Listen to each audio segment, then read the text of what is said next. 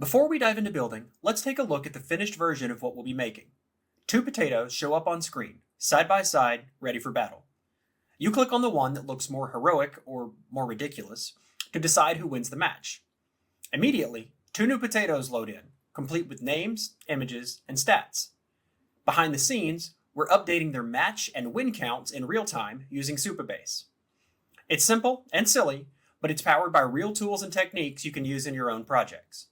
In this project, you'll learn how to set up Supabase, connect it to WeWeb, bring in live data, build a dynamic front end in WeWeb, display random content, and make updates live as users interact with your app. By the end, you'll have a simple but working web app you can customize, improve, and share your results, or at the very least, laugh at them. Let's get started. Let's start by setting up the backend, our database.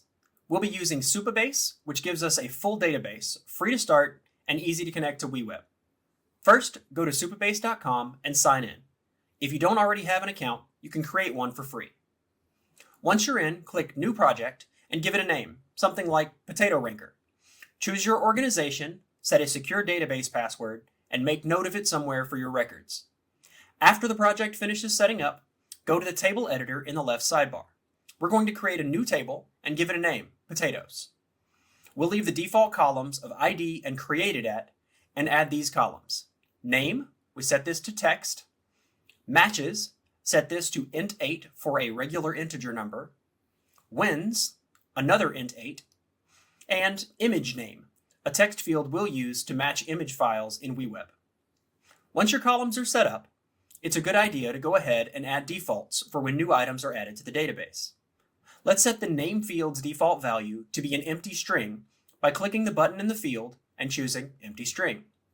Next, let's set both matches and wins default values to 0 by typing a 0 in their fields. Lastly, set image name to an empty string as well. Once your fields are ready, press the Save button. Now, we need to make sure WeWeb can actually read from this database. Click on Authentication in the left sidebar, then go to Policies. Find the Potatoes table and click Enable Row Level Security, RLS, if it isn't already enabled. Then click Create Policy and choose a template like Enable Read Access for all users, then press Save Policy. This lets the public front end, like our app in WeWeb, read from this table without needing to log in. Now head back into the table editor and either create your own potato data or import the example file linked in the video description. To insert a new item manually, choose Insert, then Insert Row, and fill out the fields. To work the same as my example, you'll only need the name and image name. Other fields will automatically be set to their default values when you press Save. To import multiple entries, choose Insert, then Insert Data from CSV. Once your data is there, that's it for now. We've got an example database ready to go, and our tables primed for WeWeb. In the next video, we'll set up our project in WeWeb and connect it to Supabase so we can start pulling in live data.